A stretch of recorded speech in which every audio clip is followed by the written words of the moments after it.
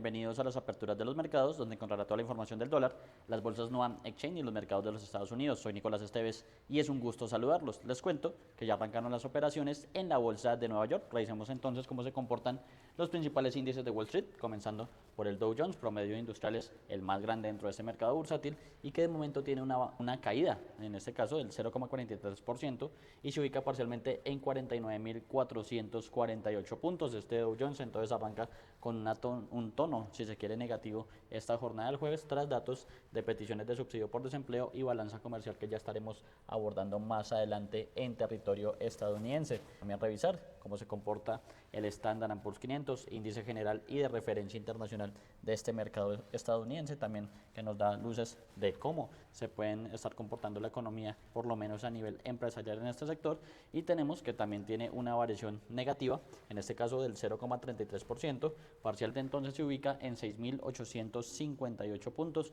una relativa estabilidad, si se quiere, conforme a lo que ha sido la presente semana en territorio estadounidense, que recordemos estuvo un poco más corta de lo habitual por el festivo del Día de los Presidentes del pasado lunes. También revisar entonces el Nasdaq 100, recordemos este índice que tiene muchas empresas del sector tecnológico, que hace precisamente que tengan movimientos un poco diferentes a sus pares, teniendo en cuenta todo el tema de la inteligencia artificial y demás. También arranca con una nota negativa, 0,49% a la baja, y se ubica parcialmente en 22.642 puntos. Ahí los tres principales índices en rojo para un arranque negativo de Wall Street en la jornada de este jueves.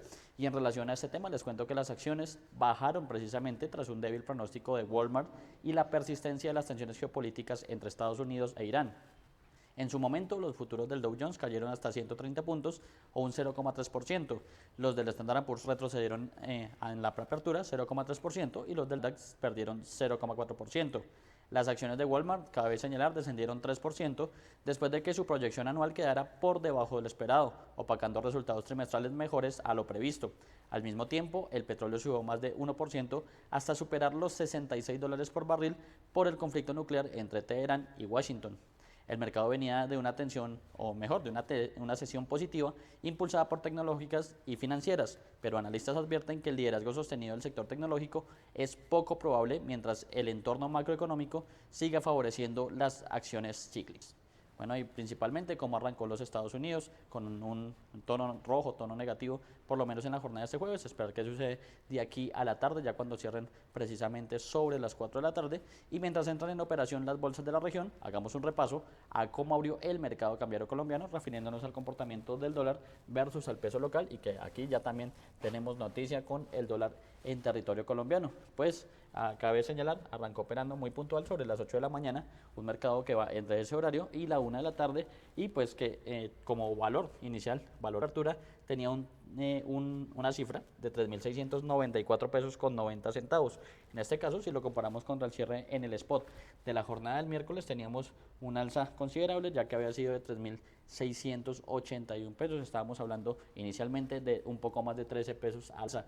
Sin embargo, conforme fue pasando la sesión, se fue fortaleciendo también el dólar en territorio colombiano, y la noticia es que superó nuevamente el nivel o el techo, la resistencia de los 3.700 pesos, una situación que no ocurría desde el pasado 5 de febrero. Entonces podemos hablar de máximos del dólar en territorio colombiano de las últimas 2 semanas. Sin embargo, pues ya vemos que a esta altura cotiza nuevamente por debajo del nivel clave de 3.700 y ya precisamente se ubica sobre 3.695 pesos con 80 centavos, 3.697 pesos, obviamente variaciones en tiempo real de este mercado colombiano.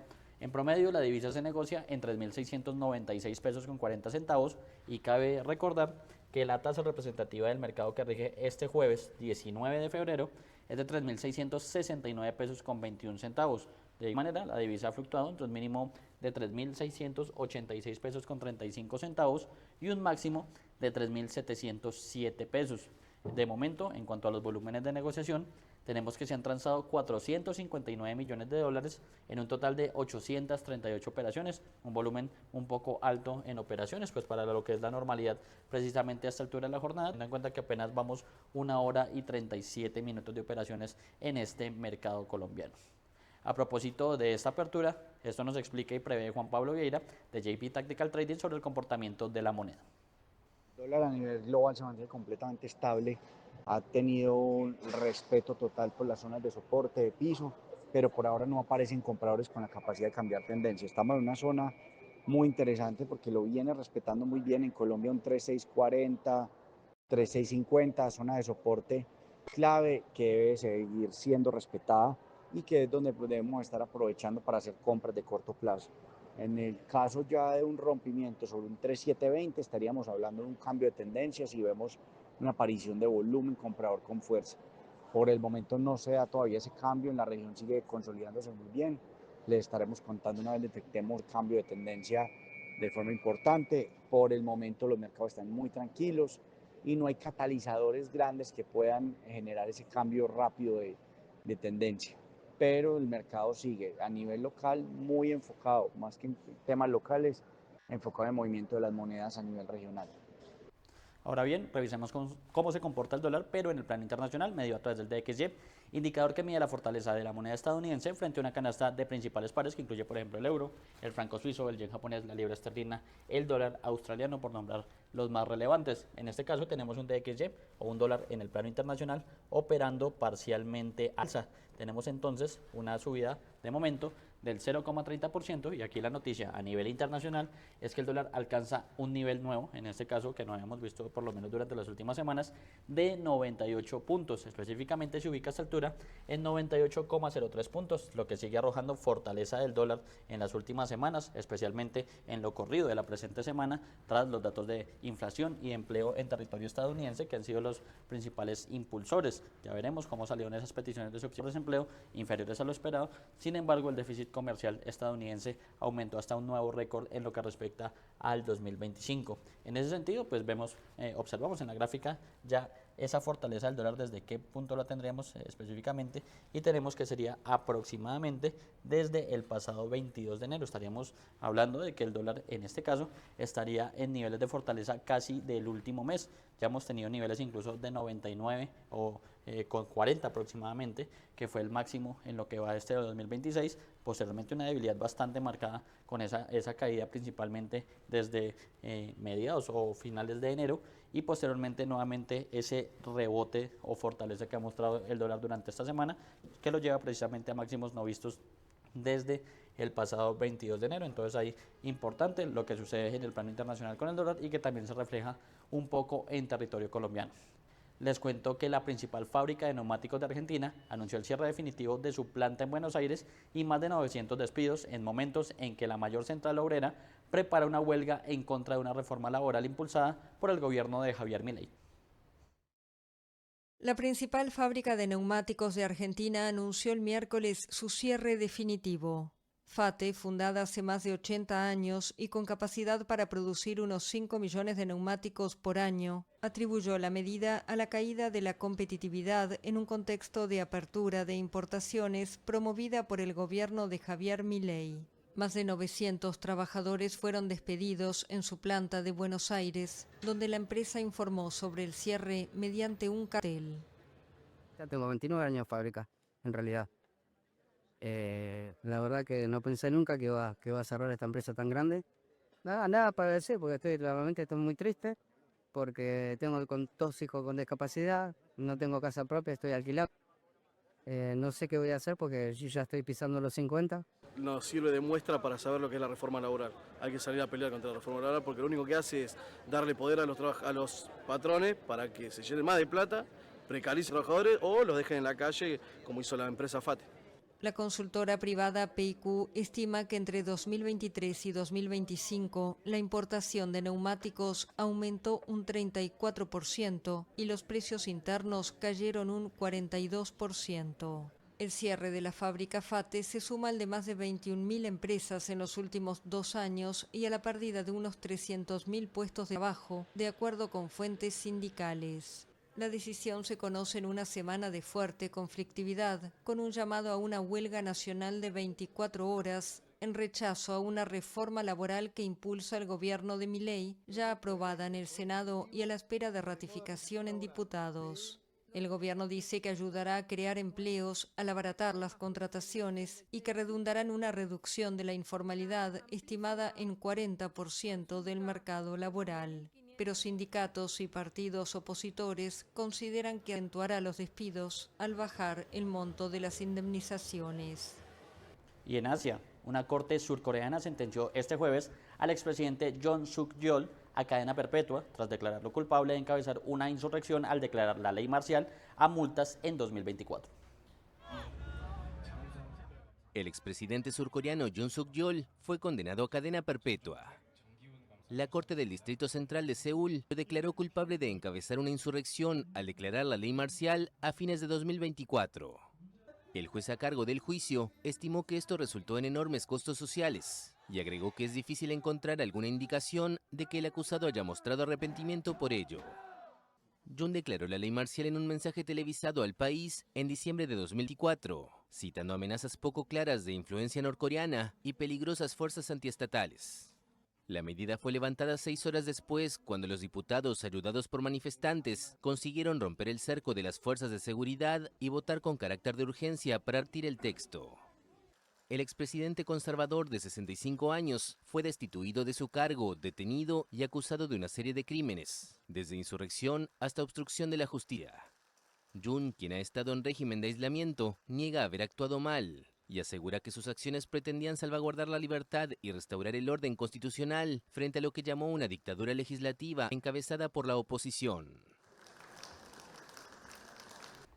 Bueno, y a esta hora arrancaron las operaciones en las bolsas de Colombia, Lima y Santiago de Chile, que hacen parte de Nuam Exchange. Iniciamos por la Bolsa de Valores de Colombia, la Bolsa de Valores local, que media a través de sus principales índices, de momento tiene un comportamiento mixto.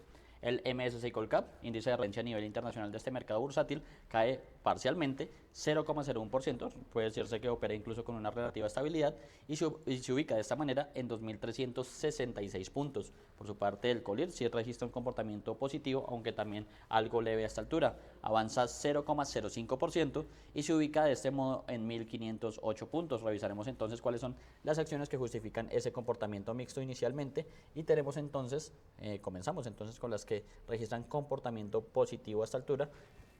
Comenzando por Ecopetrol, que avanza 0,90% y se ubica en 2.235 pesos. La acción ordinaria de Cementos Argos gana 0,66% y ya se ubica en 12.260 pesos.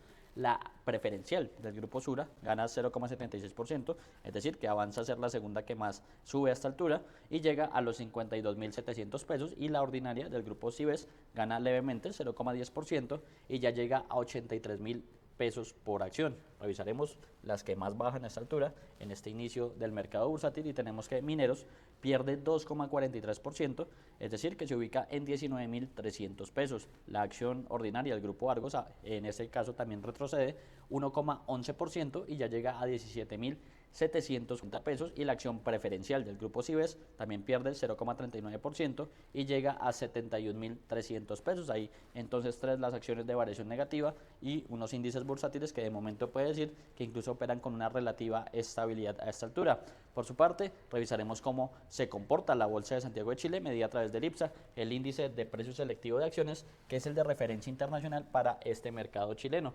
Ha tenido jornadas de altibajos, como lo hemos venido advirtiendo, pero eso sí, volvió a retroceder, por lo menos en lo que respecta a la jornada de este jueves. Recordemos que Bogotá y Santiago de Chile tienen 2 horas de diferencia, por lo que el mercado chileno ya tiene aproximadamente hora y media de operaciones a esta altura e incluso se acerca al mediodía en territorio austral. En este caso tenemos un IPSA que cae, como lo dijimos, 1,22%, 1,13%, obviamente pues, estamos viendo variaciones en tiempo real y eso sí, se ubica en 10.731 puntos, niveles no vistos básicamente desde el principio de enero, es decir, que de seguir ese movimiento a la baja pues estaría borrando las ganancias que está registrando el IPSA por lo menos en lo que respecta al 2026, ya muy lejos de los máximos históricos de 11.500 puntos que había alcanzado en ese pico también que presentó durante el presente año y pues ya estaría evaluando también entonces el tema de las ganancias en lo que respecta al 2026 o al presente año. Revisaremos entonces cuáles son las acciones que justifican ese comportamiento a la baja inicialmente dentro del IPSA, que es el índice más importante dentro de este mercado chileno. Y vamos a organizar rápidamente en orden descendente y ahí tenemos que Sociedad Química Minera de la clase B es la que más pierde a esta altura, cae 1,33%, esto ya recordando que este mercado pues tiene más tiempo de operación en relación con Colombia y Perú.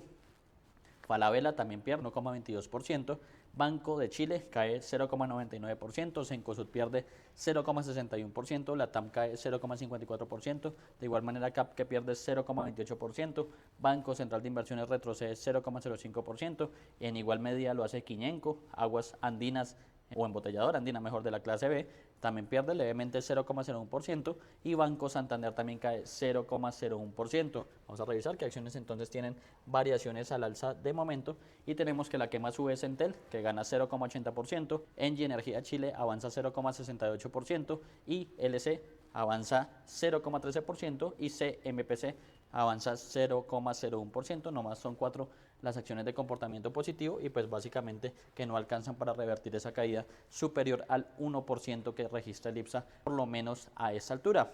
Y finalmente, así abrió la Bolsa de Valores de Lima, la tercera en cuestión de esta integración NUAM, y vamos a revisar precisamente sus principales índices, hablando tanto del general como del índice SELEC en la jornada de este jueves. Hablando del MSCI NUAM general, que es el índice de referencia internacional de este mercado peruano, avanza 0,02%, parcialmente entonces de este modo se ubica en 53.815 puntos. Recordemos que el cierre anterior había sido de 53.803 puntos. También podemos hablar de una relativa estabilidad, si se quiere, en este principal indicador de la bolsa peruana. También revisar el MSCI NUAM SELEC, que reúne las 15 acciones más líquidas de este mercado y que, contrario a lo que pasa con el general, sí tiene un comportamiento negativo un poco más claro.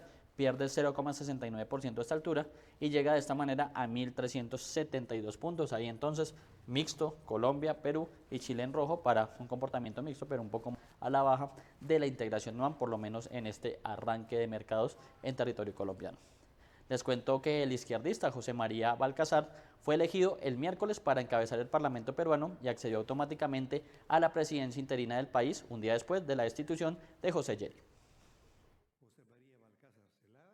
El izquierdista José María Balcázar fue elegido el miércoles para encabezar el Parlamento peruano y accedió automáticamente a la presidencia interina del país, un día después de la destitución de José Yeri. Se trata del octavo jefe de Estado de Perú desde 2016 y marca un nuevo episodio en la inestabilidad política crónica que afecta al país bajo el pulso de poderes entre un legislativo fuerte y un ejecutivo débil. El abogado de 83 años dirigirá Perú hasta la toma de posesión de su sucesor en julio, que será elegido en las presidenciales del 12 de abril. Recibió 60 votos en una sesión extraordinaria realizada la noche del miércoles en un local del Parlamento peruano. 4 congresistas se inscribieron para dirigir el Congreso y suceder a Yeri por estos pocos meses. Entre ellos estaba María del Carmen Alba, expresidenta del Parlamento en 2021 y portavoz del partido de centroderecha Acción Popular. Los otros candidatos eran Edgar Reimundo, un socialista de dilatada trayectoria, y Héctor Acuña, representante independiente cuestionado por conflictos de interés. Perú atraviesa desde 2016 una crisis de inestabilidad institucional salpicada por escándalos e investigaciones contra los jefes de Estado de los últimos años. Yeri, de 39 años, que sustituyó a Dina Boluarte, que también fue destituida, es investigado por 2 casos de presunto tráfico de influencias, tras saberse de una cita encubierta con un empresario chino que hace negocios con el gobierno. Su situación se complicó este mes por su presunta intervención en la contratación de 9 mujeres en su gobierno. Y volviendo a hablar de los mercados de los Estados Unidos, les cuento que los rendimientos de los bonos del Tesoro continúan subiendo durante este jueves, ya que los inversores reaccionaron a datos económicos mejores de lo esperado y también aguardan un informe clave de inflación en la jornada del viernes. Las solicitudes iniciales de subsidio por desempleo para la semana que finalizó el 14 de febrero ascendieron a 206.000, según informó el jueves el Departamento de Trabajo. Esta cifra fue inferior a las 223.000 que estimaban los economistas encuestados por el Dow Jones y 23.000 menos que el nivel revisado al alza desde la semana pasada, en lo que representa una señal positiva para el mercado laboral. Abro comillas. Parece que estamos en un entorno de bajas contracciones y bajos despidos, lo cual es inusual, pero también demuestra que la economía no se está desplomando, cierro comillas. Esto lo dice Chris Zaccarelli, director de inversiones de Northlight Asset Management. Además, el índice manufacturero de la Reserva Federal de Filadelfia registró una lectura de 16,3 puntos, alcanzando su nivel más alto desde septiembre. Esta cifra también superó con creces la previsión del Dow Jones, que esperaba un dato de 10 puntos. Los inversores ahora esperan el índice de gastos de consumo personal del viernes, que es el indicador de inflación favorito de la Reserva Federal. Los datos del jueves llegan después de que las minutas del Comité Federal de Mercado Abierto de la Fed durante el miércoles mostraron que los banqueros centrales estaban ampliamente a favor de mantener las tasas de interés sin cambios en enero, pero estaban más divididos sobre qué debería suceder a continuación con la política monetaria y si centrarse más en el mercado laboral o en la inflación.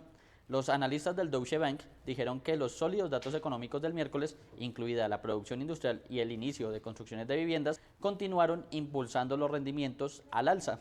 En ese contexto, pues revisaremos cómo se comporta el bono de referencia de 10 años, como siempre lo revisamos, como referencia de la fortaleza de la economía estadounidense, tras las peticiones, la balanza comercial y las minutas de la Fed en la jornada anterior. En este caso tenemos un bono de referencia de 10 años que tiene un leve comportamiento al alza, eso sí, pero sube menos de un punto básico y se ubica en un nivel del 4,09%. Podemos hablar incluso de una ligera desvalorización de la deuda pública, pero pues digamos que se tiene con una relativa estabilidad con respecto al cierre de la jornada anterior. En otro de los sectores importantes les cuento que los precios del petróleo suben este jueves, mientras Estados Unidos e Irán intentan aliviar el estancamiento en las conversaciones sobre el programa nuclear de Teherán, mientras ambas partes intensifican la actividad militar en la clave región productora de petróleo. Ambos índices de referencia cerraron con un alza de más del 4% el miércoles, registrando sus cierres más altos desde el 30 de enero, ya que los operadores descontaron posibles interrupciones del suministro en medio de preocupaciones por el conflicto entre Estados Unidos e Irán.